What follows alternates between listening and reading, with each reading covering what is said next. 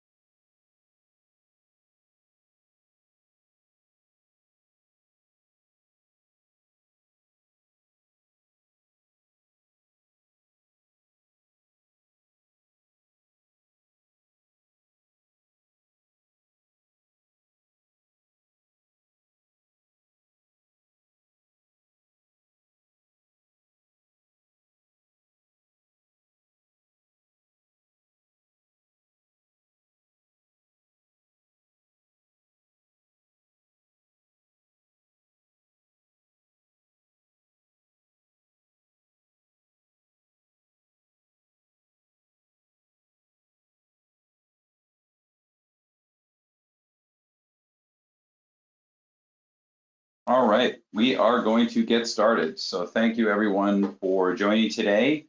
Modernize your vulnerability management with Bacon Unlimited is now underway.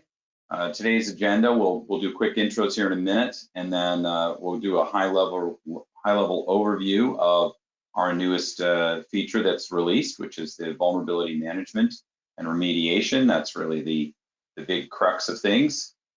We are getting very close to releasing our follow-on version 5.1, which adds a lot of durability enhancements. It also adds the full support for our end user deadline jobs and interactives. So we'll show a little bit about that, talk about that. And then we're going to talk about 5.2, since now that's kind of the heavy development piece. And we will be continuing to talk about the advanced scheduling and auto approval feature that's in that. So we'll show a little of that at the end today. But before we get too far ahead here, why don't we switch to introductions? My name is John Marcato. I'm the co-founder and CTO of Bacon. And joining me today, as usual, is Dave Adekoya, senior engineer and excellent demo guy. Thanks for joining me, Dave. Happy to be here, John. All right. For those of you who were on our last month's webinar, a lot of this stuff was sort of talked about, so there's some small updates in there because we are right in the time frame when all these things are happening and coming out. But we do have some new enhancements and things to talk about there as well. Let's do a little housekeeping, Dave, as we always do, just make sure everybody is up to date on what they need to know.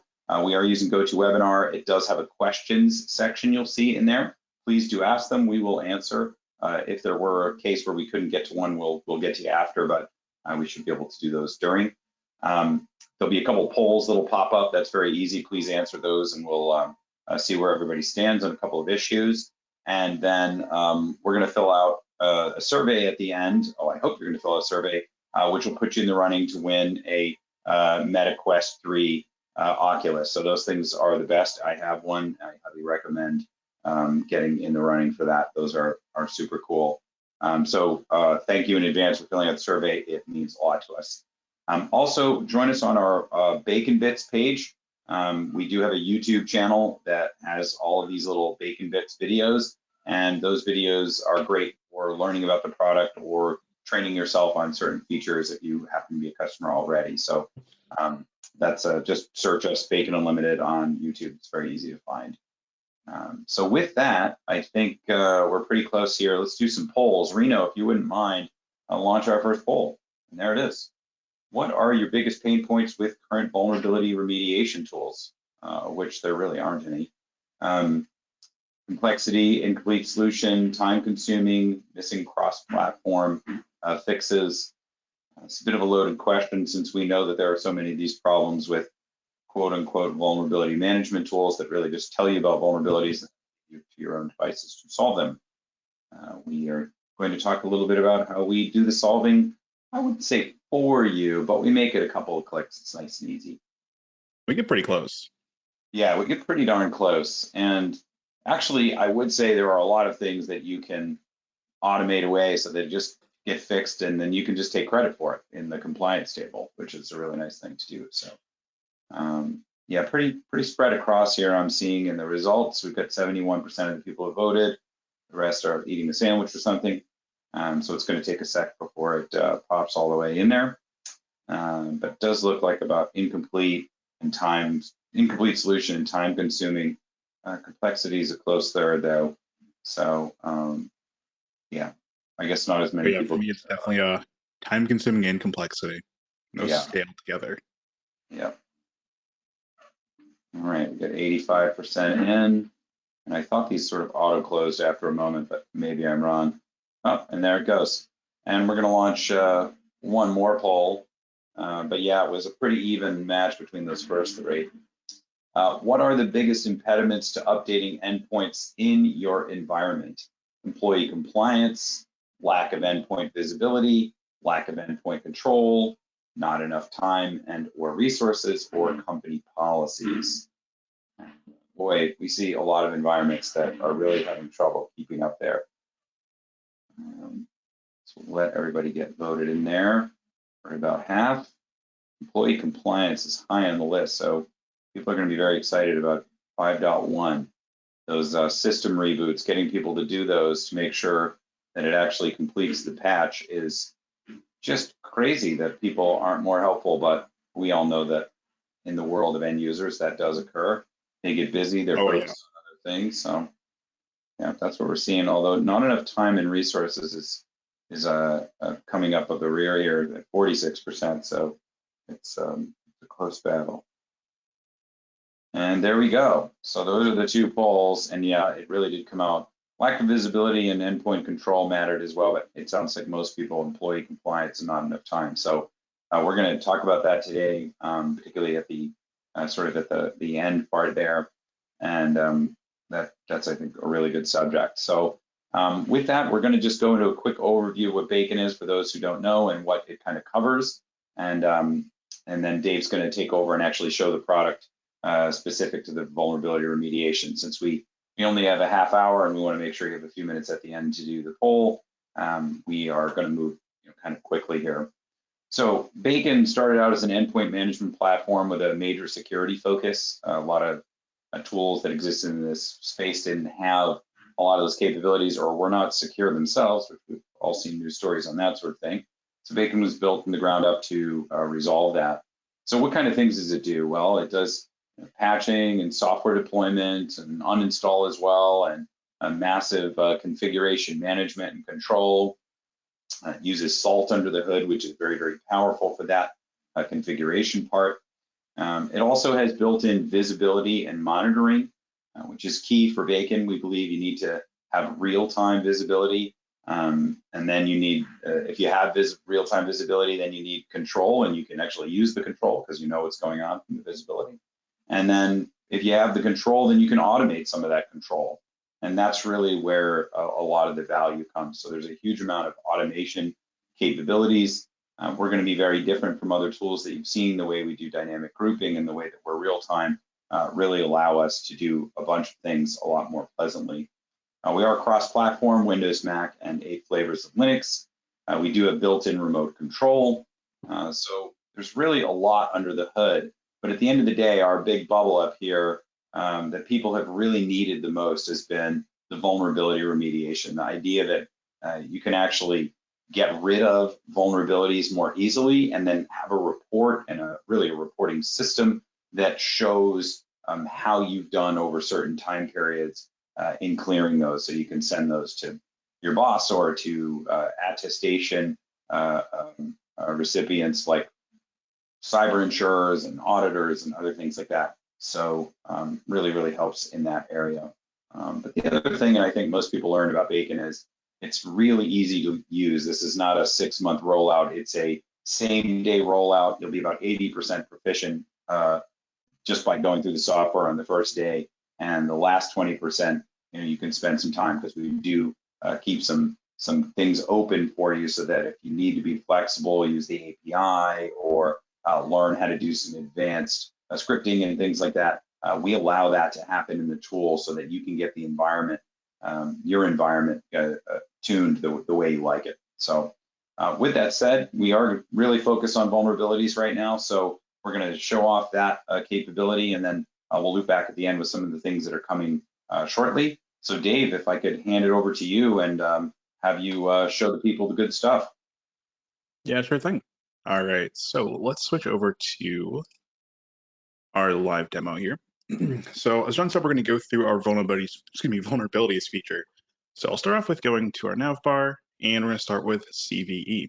So how this works is we have an agent on every machine, and we're actually able to use all that data to map these to known vulnerabilities. So we have two different methods. We have CVE, as you see here. We also have Tenable. CVE is kind of built into the product, and if you're using Tenable, you can add your API keys in the configuration pages, and we can load in all of their plugins, which will contain all kinds of different vulnerability information. And Tenable tends to be very, very detailed with it too, so it's a nice addition.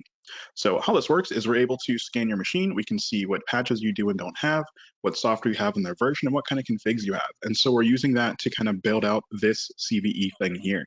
So everything that we're looking at here has been detected on at least one of our machines. You can see endpoints 1 here.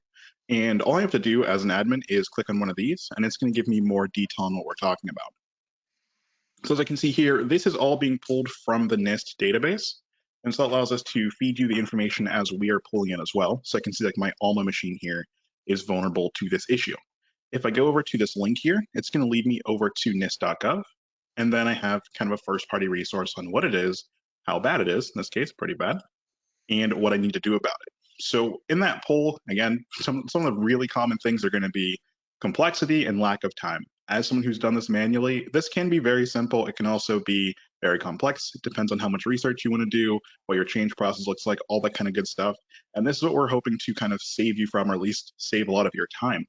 So if I go back to here, we can kind of see that I have a lot of CVEs to kind of patch up here, a lot of packages to go through, all that kind of stuff. And we're going to look at our Remediator, which shows us how to actually go through that.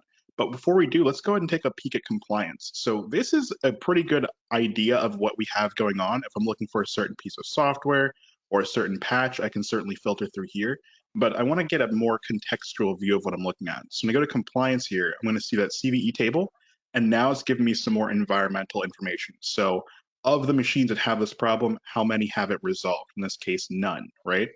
Or I can go from the endpoint side, where I'm able to see it now by endpoint. This is kind of the view I use first. So I typically want to go through and get all of my critical resources and all the most vulnerable ones taken care of, and then I'll start filtering through like user workstations and like other dev servers and things like that. And so here I'm able to figure out how many of these issues have been resolved versus how many haven't. And something like this, I'd want to jump in this machine and make sure that I'm getting 100%. And I'm sure John would love to see just a giant green arc up here because we're 100% covered. Always. On that too, right? Yeah. I want to see all the green stuff. So as we kind of go through that, on the history side, this is where the management team is going to like this. And also I like this just a second check. This is going to show us when we actually detected those CVEs, the endpoint, and when they were fixed and how long it took us. So again, this is like a nice review after you're done doing all of your patching, what's your progress actually look like. And for those not familiar with Bacon, you can export most tables in here. So like this one or the ones we were looking at before, I can export this to an XLSX format and then do pivot tables or whatever kind of additional reporting I'd like to do. Now on the Tenable side, it's going to be very similar. But here, instead of loading in CVEs, I'm loading in plugin IDs. So these may map to CVEs, they may just map to best practices, as we'll kind of see as we go through the Remediator. But again, very similar experience. So through here, if I choose this guy right there, I'll see a description from Tenable. And now when I click on view link, instead of going to NIST, it's going to go to Tenables documentation. I do find it's a little bit clearer than the NIST side, at least for me scanning, going, what's broken? What do I got to do? How do I got to fix it? I can quickly just go see upgrade Google Chrome, right? Pretty simple. And so what we're going to be working on here is how to actually do those kind of things from Bacon. So if I go over to compliance, again, it's going to look exactly the same. Just want to cover it to say we covered it. So now we have it as plugins. Again, percentage resolved. This will be how many machines have it fixed versus how many do not. Which endpoints are showing those vulnerabilities. This should closely match your Tenable portal too. And then lastly, history again. When did we find it? When did we fix it? And so you can see some actual data in here as we were going through and testing some stuff as well. Now, over on the Remediator end, this is kind of the time saver. So what you're able to do here is one of 4 fixes, 3 of which we've made super fast for you. So over on the patching side, I can choose a patch, go to actions and install. Now, if you're familiar with Bacon, this next screen will look very familiar where we're able to use our normal patching mechanism, right? We have an agent, so we can patch stuff, we can push software, we can push scripts, all that kind of good stuff. We're using all of our tricks, but now we're applying it more to a CVE view to help you kind of intentionally cover all these vulnerabilities. So here's super simple. I have my patch all queued up. Now, by default, it's going to show me only the machines that need this patch. So I can select this guy, and then I can push it out. Super simple. Just to cover this, we can push it out right away. We can schedule it so it runs at a certain time or over a certain time frame where it can patch and reboot the machines, as well as I can queue it up. So let's say if this is a user's laptop, I can use run when connected. That'll let me queue it up so anybody who's currently connected, like my servers, they'll get the patch. And then whenever this user checks in with Bacon again, whenever their machine turns on, they'll get the patch at that time. And lastly, you have the scheduled with deadline. So this is actually a great feature that will help you with that user compliance angle. This gives the end user some control. In this case, we can set a deadline, let's say end of the month, and the user will be prompted with a little pop-up saying, hey, you need to schedule a reboot for this patch. You have until end of month, right? It'll kind of prompt, I think, every hour. Is that correct, John? It is. Yeah, see, when I get the prompt, I just click it right away, so I wouldn't know. But yeah, so every hour it's going to pop up, say, hey, you need to reboot, either now, in an hour, or pick a certain time. And then if they don't take care of that by your deadline, the machine will just programmatically reboot automatically as we would need it to go. So for all of you kind of tracking your compliance metrics, this is an absolute lifesaver because we got to get our jobs done as well as everybody else, and this helps us out a lot. Now, after, let's say, patching, we also have configuration and package. So configuration allows us to use our built-in profiles and states. And so here, this is going to be, or it's going to be used, excuse me, for more of those like registry keys or OS configurations, maybe some dot files. These are actually things that we're able to write on the Bacon side and provide to you. Or alternatively, you can actually use our own states in here and write these for yourself.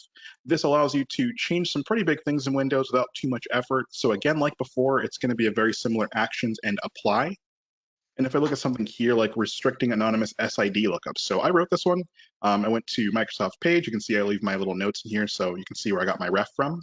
And in this case, we want to apply a certain registry configuration, and it differs based on domain role.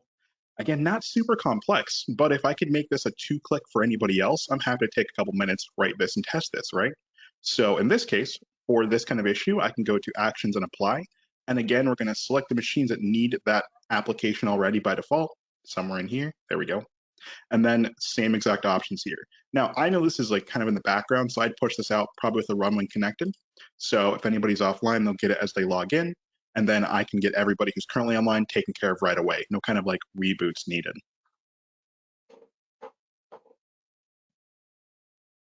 Now, lastly, for the quick fixes, we have package. So unfortunately, I do share this lab, so we have these all patched up and fixed. But if we had any out-of-date packages, say Google Chrome is old, or we're running an old version of like 7-zip or PuTTY, again, same thing. Because we already have the managed package repository in here, we're able to very easily give you a 2-click option to click actions and install, I believe it says actions and upgrade, and that'll let you upgrade your packages from there. Again, same UI, we'll select the machines for you. All you have to really do is choose when you want to go out and click upgrade. Now, lastly, for actions, this one will require some manual intervention. So this is really good for those kind of like best practices where we can't really script this. We need some context, and only the admin's really going to understand what's going on here. If I kind of scroll through here, you'll see things like it's possible to access a network share. as an automation guy, that doesn't give me enough information. That might be a file server, and that's its whole purpose. It might be a domain controller or a web server, SQL server, I don't know. But what we can do is forward these plugins to you. So now you have kind of a checklist that you will need to manually go through, but we saved you as much time as possible due to doing all the patching for you, all the configuration changes, and all the package updates. So I think it makes it much more approachable and less of a daunting task to get through. And to be fair, Dave, a lot of those plugins are the ones that you write in Tenable. You say, I know about network shares. I'm going to hide this one, right? It's not like Oh, yeah. you've got some kind of actual problem that you need to fix. It's maybe you should consider making this security choice, right? So those Yeah. ones are not something that there's anything to automate. There's something really to consider. So what we don't want to do is if you are looking for those things and you're allowing Tenable to see everything that it can see and share that with Bacon, we're not going to hide any of that stuff. We're going to let you decide what you want to hide. Exactly. Yeah. And as you see here, if I actually add severity to it, so those are all NAs. Now I have one, and this could be easily picked up with our package deployments, like an old version of Chrome. So yeah, that's it. The quick walkthrough of vulnerabilities, John. I know we wanted to take some time to also look at some upcoming features as well. Yeah, let's talk just quickly about 5.1, which the real thing to talk about there is we've added a resilient WebSocket so that our uptime calculations are far more accurate. Sometimes with our basic agent, if there's any communication loss while it's returning a big amount of data or something like that, sometimes it'll show us offline for a second. So we're creating sort of a second channel to make sure we've got all that data. The other thing that I think is very interesting that we're doing is going to be the user service. So it's actually in pre-release on 5.0. It does work in there. And what that allows you to do is what Dave was talking about, which is giving you that ability to interact with the user and have them do things at a convenient time. So that's kind of what 5.1 is all about. 5.2, I think, is probably better to visualize. So Dave, if you wouldn't mind bringing up the 5.2 server, I see you've done that. There's really a Mhm. few pieces of this puzzle. One is going to be approvals. And so you're going to be able to approve any patch manually. And that means that at any time in the future where there's a scheduled job for patching for any given set of endpoints, it's going to have those approved patches in there. But you can also have pre-approvals. And that's that little approval section David just clicked on there. And you can see we've already set 4 of the categories on Windows. You can do this with Linux and Mac as well. Those categories are known categories. We pull the categories directly from every patch that we know about, so there's never a missing one or anything like that. And critical updates, definition updates, Microsoft Defender antivirus, and security updates are all in there. And we can actually set, if we approve them, either immediately when they reach a certain age. So if a patch is brand new, maybe you don't want it installed, you want someone else to get beta tested on by Microsoft, you can say wait 14 days or 3 days or 10 days. I had set 3 days in there for those given ones, or you can say never, so it never gets approved. So there's some nice settings in here that allow us to ensure that you could save a lot of time when you know any security patch from Microsoft that's at least 3 days old, you want to allow it to get installed. Okay, great. But the approval doesn't actually cause the install to happen. And that's where we get into our new advanced scheduler. So the scheduler, Dave, you wouldn't mind flipping over to that. We'll just quickly show that off since we're about out of time here. But the scheduler has a calendar. It's a lot like dealing with, say, like a Microsoft Outlook repeating schedule. And you can make as many schedules as you want with as much sort of sophistication, first Thursday of the month, whatever it is. And you can set different groups of machines to be approved for any or to run patches for any of the approved or pre-approved patches. So this way you can have a recurring schedule that just does all this automatically for you with very little pain and suffering. So the calendars thing is going to be huge. There's also a part we won't get to share today, which is job chaining. You can have, in addition to patch jobs, you can have pre and sort of post jobs that turn things on and off and give you a lot of complex control so you can automate a lot of challenging or annoying work out of your environment.